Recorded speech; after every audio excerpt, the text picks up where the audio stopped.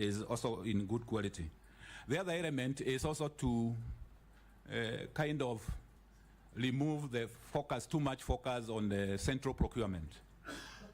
And this is what is being touted as you can go into what we call the voucher system, where the farmers can even go. Eventually, they can be able to procure the fertilizers from other agencies apart from NCPB. So there, the government doesn't have to procure. So you remove away the concentration too much in Kilimo House, so that farmers are able to procure from agro dealers eventually. Thank you. Yes, Jeanette. You'll pass? Mr. Speaker. Yes. Mr. Speaker, I want to ask the nominee. And I've looked at him very, very keenly, Mr. Speaker, very seriously. Mr. Speaker, the question that's worrying me is that the biggest problem in this country, in terms of when we approve people here and in terms of governance, is the Ministry of Agriculture. There have been problems from the last 5-7 years I was in Parliament, from the previous ministers to the one that we approved here who are 30 cases, plus now the PhD holder who has arrived here. Mr. Speaker, I want this nominee just to prove to this committee how he is going to deal with these cartels and this corruption in agriculture. Because if we were to describe corruption in government in form of a home, the bedroom of corruption in government is Ministry of Agriculture. The rest are sitting rooms, servant quarters, and other small places. And you know, Mr. Speaker, having a PhD and dealing with corruption, having a PhD and dealing with corruption are two different things. So now that's one thing I want him to illustrate, even physically if he can, how he's going to deal how he's going to deal with corrupt people in that place. But more importantly, Mr. Speaker, how is he going also, because fertilizer is one of the biggest problems when it comes to corruption also. How are you going to work with the industries locally here to develop a fertilizer manufacturing program within the country here so that this issue of importation of fertilizer can end? So if you can prove those two things, for me, I'll be satisfied, because I know after 1 year, you will be walking jobless in the street, I can assure you. I can tell you.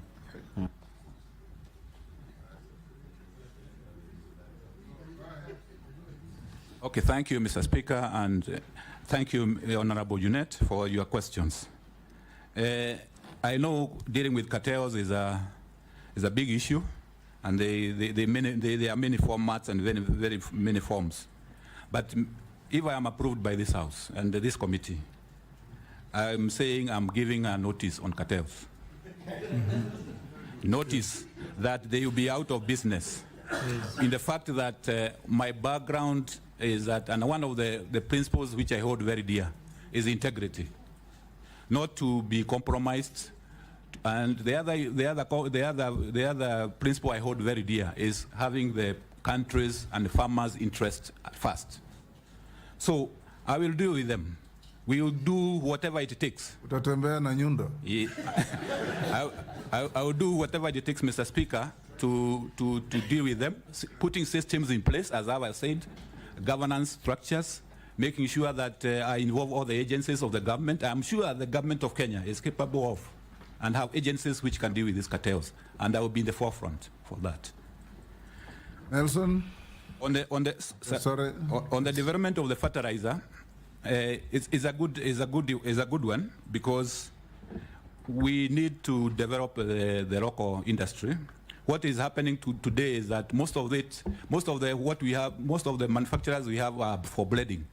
They are not for manufacturing of fertilizer. And it will be good to explore further whether they can, apart from bleeding, which is important, because we need to blend for coffee, we need to blend for tea, we need to blend for various crops. We need also to go a step further and do the manufacturing of the fertilizer. So if I'm approved, this is one of the agenda I would like to pursue. Nelson Koech. Thank you, Speaker. Daktari, there is a crisis in the tea sector. Tea prices at the Mombasa auction were on a downward trend in 2022 forcing the government to establish a minimum reserve price of 2.6 USD for teas from the east of the rift and USD 2.4 for teas from the west of the rift. This initiative was aimed at stabilizing the market and addressing the declining tea prices at the Mombasa auction. However, the current pricing structure has resulted in several millions of teas being unsold, thus resulting in stagnating in warehouses and facilities. What strategies will you employ to alleviate this situation? Additionally, is the government interference in the manner necessary in a free market, and how can it be balanced to ensure that market stability without causing an adverse effect? Okay, thank you, Mr. Speaker, and thank you, Honorable Nelson Koech. Yes, I'm seized by this issue about the minimum price, which has been set of $2.65 US and 2.4, and that unattended what I would call effects, which is the piling up of the tea in the warehouses in Mombasa. This is a serious issue because it affects the incomes of our farmers, of tea farmers, and the intention was good, but I think going forward, we have to review that policy. It has to be reviewed with all the facts on the table. I would take the charge when if approved, that if necessary, we don't have to create this price setting. We have to say, let it go so that it is a free market, but it needs to be carefully, cautiously done so that it doesn't impact negatively on the incomes of our farmers. So I will review that policy of the pricing, whether we need a market driven or a setting price in the tea sector. Thank you. Posing. Thank you, Speaker. And at least the nominee, in his 62 years, has at least found some time to find motivation or work in public service. Not like others who are going for retirement and they're forced to join public service. So my question to the nominee is this. Is coming in at a time when we can view or see agriculture as dead, which is actually supposed to be the backbone of this country. But the sector is dead. And what I mean, Honorable Speaker, is if you look at outlet, which is market of agriculture, is dead. All manufacturing or value addition to motivate farmers to do their farming is dead. If you go to maize, the outlet or the market is dead. If you go to pyrethrum, we used to do very well in my constituency, and for the nominee, West Pokot also grows pyrethrum at one point. But the exit of market is dead. You go to milk, is dead. Tea is dead. And you have been in public service, and suppose this committee and parliament approves you, I would like to know what you are going to do to improve this sector, particularly the value addition. Because if there's no value addition, then there's no motivation for farmers to do farming. What are you doing farming for? You don't get any money.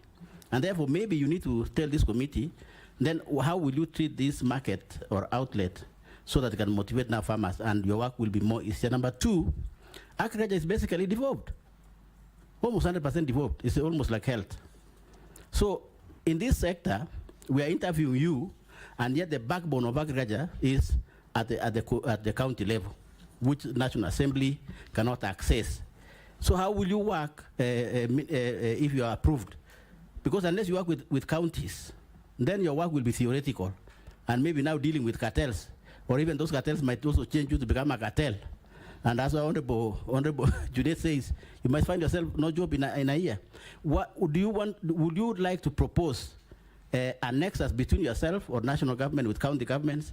Like, for example, having a summit between the Minister for Agriculture and all ministers of counties' agricultures, like having a summit, maybe 3 months, maybe 4 months.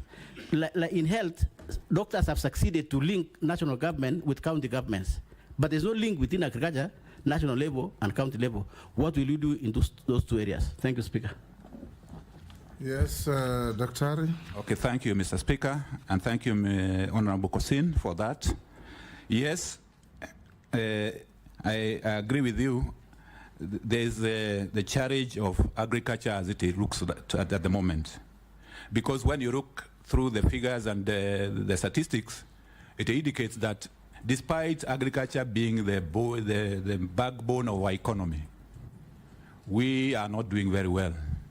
When it comes to even our exports, we are not doing well. We are importing a lot of food into this country, almost worth about $4 billion. A lot of food in terms of when it comes to wheat, rice, edible oils. So we have a tall order in terms of going forward. And food security sometimes is threatened when it comes to maize production. But the last season has proved, for instance, that with good interventions, like the subsidized fertilizer, despite the problems, we can still have food security, where we produce over 48 million bags, and farmers are able to, and the country is able to have semblance, a good food security.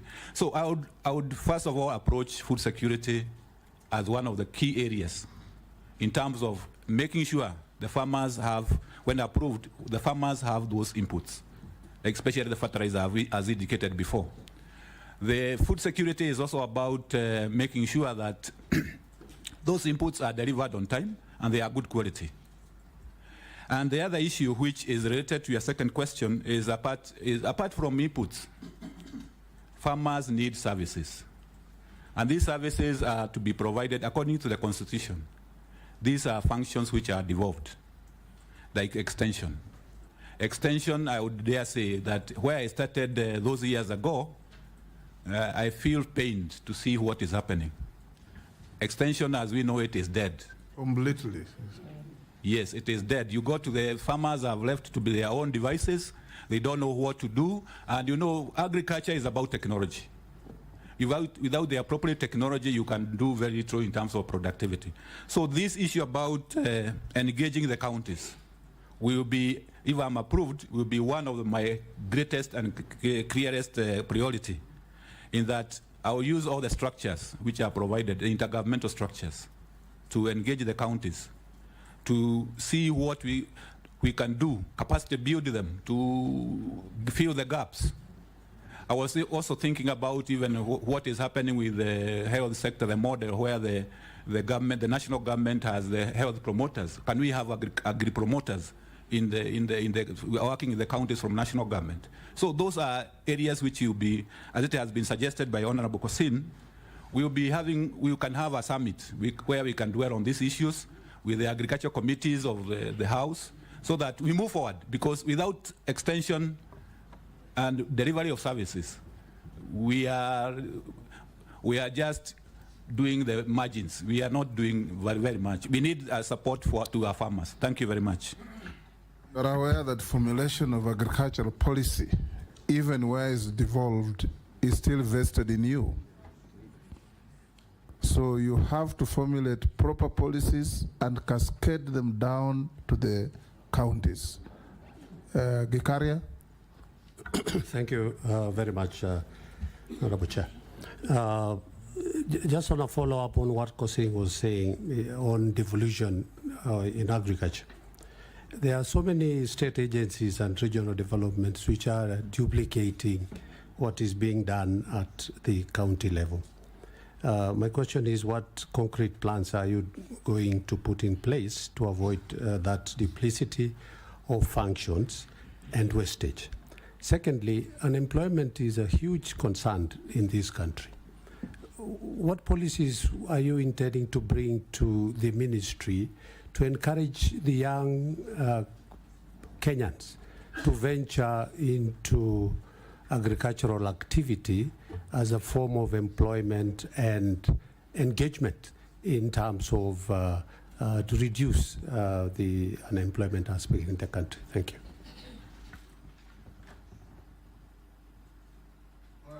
Okay, thank you. Thank you, Mr. Speaker, and thank you, Honorable Karanja. The duplication is because one of the biggest challenges in every sector is coordination. If you don't have good coordination, the duplication will occur. For instance, I'm sure, and if I'm approved, the sector which I'm going to, the ministry, has about 36 parastatals. Very many of them doing various things. But are they coordinated? Are they tuned to the priorities of the sector? I think that is my challenge as the incoming CS, if I am approved, to make sure that they are tuned to what is the priorities of the sector. Because I think some of them are not, they are doing their mandate and they are semi-autonomous, but we need to work as a team, to work towards a certain goal. So apart from coordinating with counties, there are also inter-ministerial coordination which is required to make sure that those parastatals and agencies are working towards the laid down priorities. Employment. Agriculture is the biggest sector in our economy. I'm quite aware of that.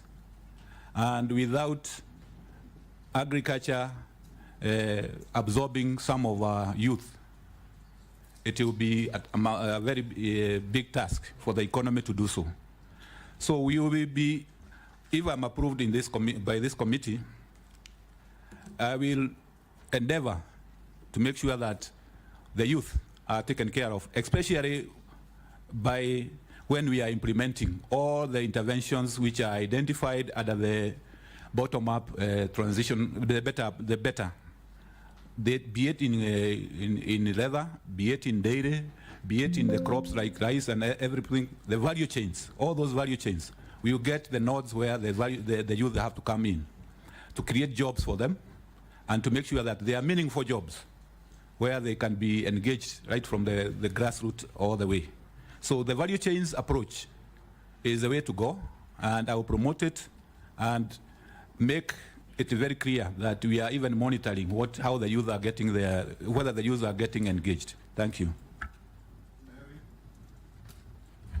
Honorable Mary Mercy.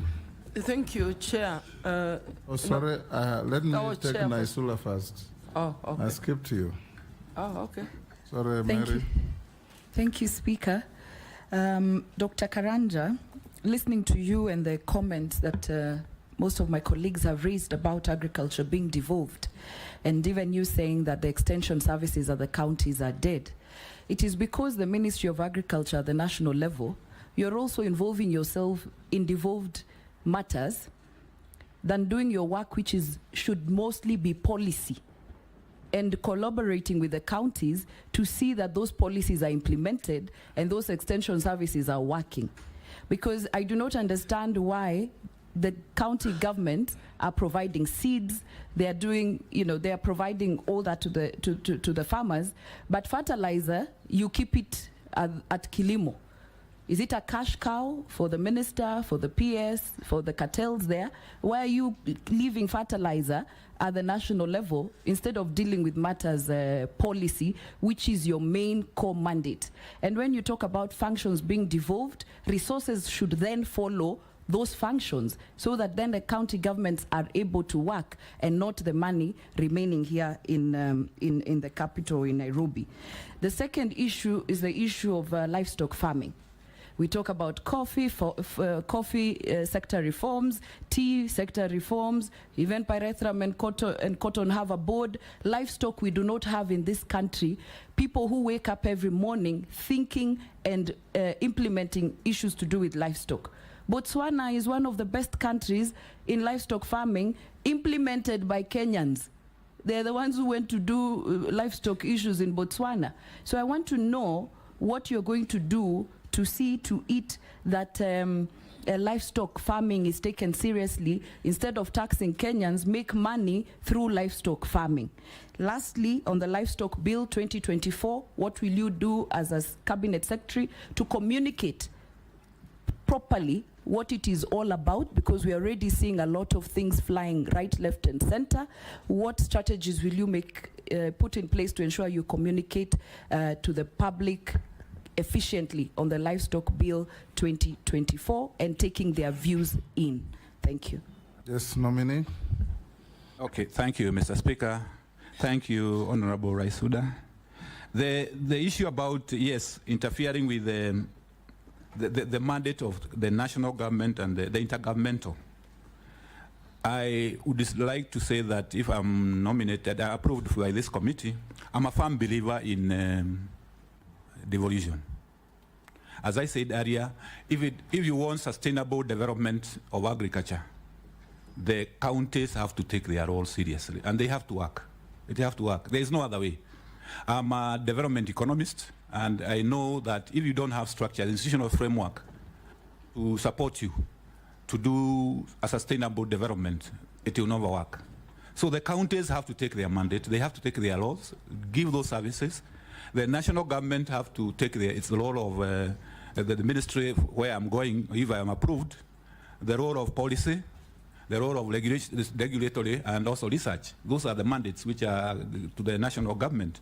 But the counties have to take that role.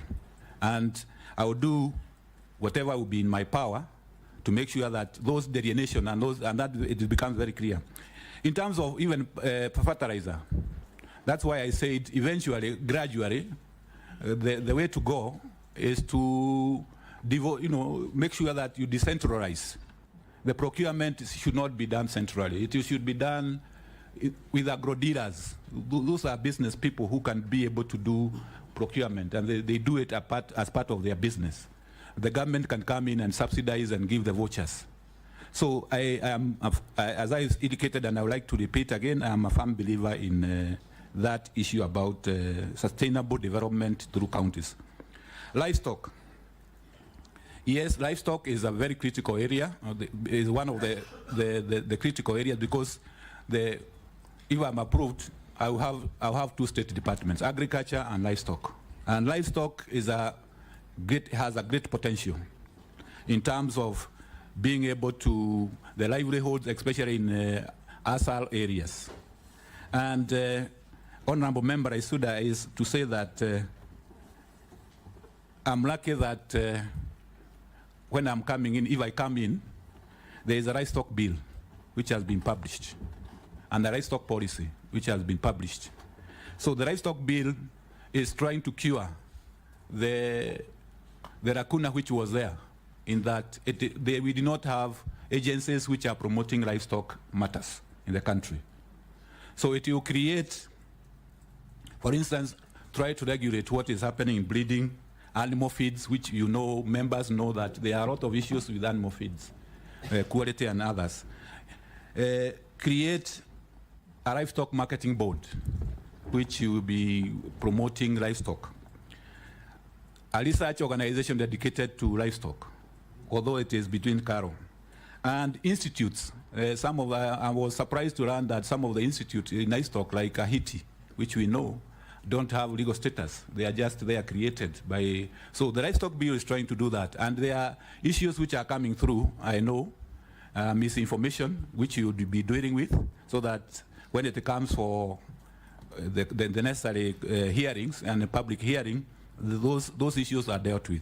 So I think I will give it a lot of priority, the livestock bill, and so that by the time, maybe by next year, we will have some of these institutions in place. Thank you. Marina. Thank you, Chairman. My question to the nominee. The country has suffered recurrent drought, flooding, occasioned by climate change. In the process, we've lost a lot of livestock through starvation, millions of livestock. We've also lost crops through flooding. Some are washed away. Even the crops that manage to survive do not perform well because of too much water. My question is, what mitigation measures can you put in place to reduce the loss of livestock during future droughts? What compensation measures or strategies would you be able to put in place because we know that we have livestock insurance, at least areas, livestock farmers can be compensated. What about crops, farmers that lose crops? What are your thoughts? Secondly, in the agricultural sector, we have so many youths who are trained, degrees in agriculture, even PhD in agriculture, extension officer, trained but jobless, so many of them. I don't know if you're aware of that. And we need to be deliberate in employment creation. If you are successful and you become the Minister of Agriculture, what deliberate measures are you going to put in place to ensure that you deliberately placing resources in programs that will create opportunities for these young people? Thank you. Let's take another one. Daud. Thank you, Mr. Speaker, sir. To the nominee, he has mentioned he has been in the coffee sector in the task force.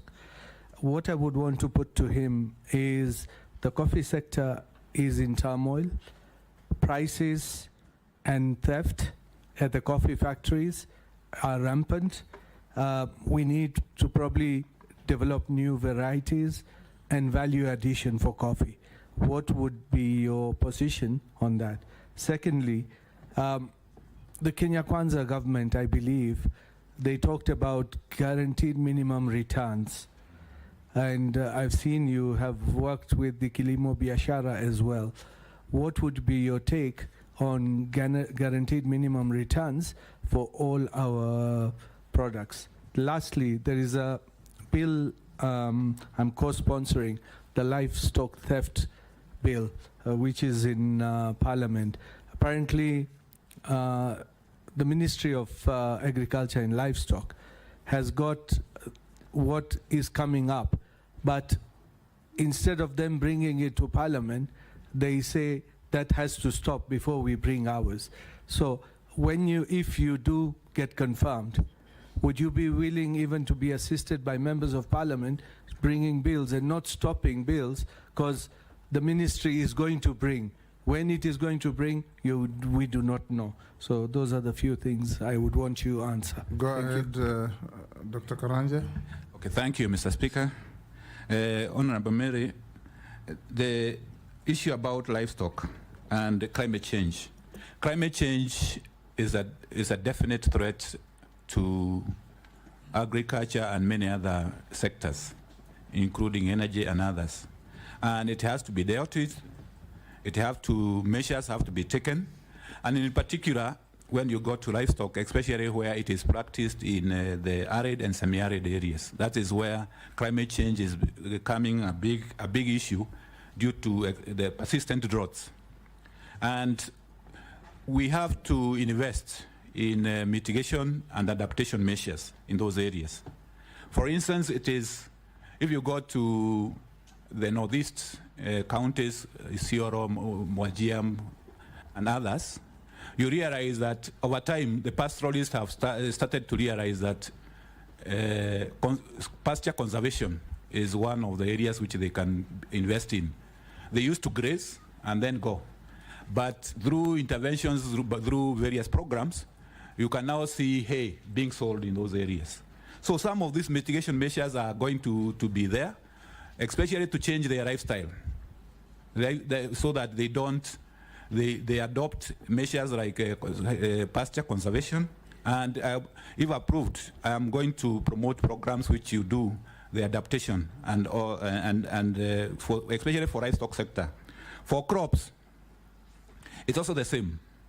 We need measures which varieties which are resistant or drought tolerant, varieties which are higher temperature, can withstand higher temperatures. So that, as the docket of research is within my mandate, if approved, I will also emphasize on that. We have also to take, for instance, the Kenya Kwanza agenda of planting trees. That is one area where we need to emphasize, because trees, agroforestry and others, is one of the measures which we can be able to mitigate the effects of the climate change. Then in agriculture, I'll also be working closely, if I'm approved, with my counterparts in irrigation. Our agriculture is rain-fed. It is prone to the vagaries of the weather. So we need to invest where we can, with resources allowing, we need to invest in irrigation so that we emphasize, we expand the area under irrigation. Small-scale irrigation programs, which can be able to support farmers so that they are not caught by this, the issue about climate change. Then I think insurance. At the final end of the day, because this is a risk, we need to emphasize both crop and livestock insurance so that farmers are able to be compensated whenever there is an occurrence of that calamity which occurs. Issue about the youth. I indicated earlier that yes, I'm quite aware of this particular challenge of jobless youth in the country, in the rural areas and everywhere else.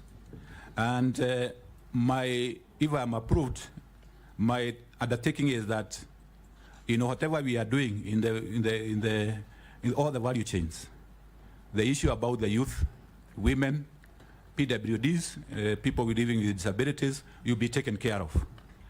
Not just taken care of, but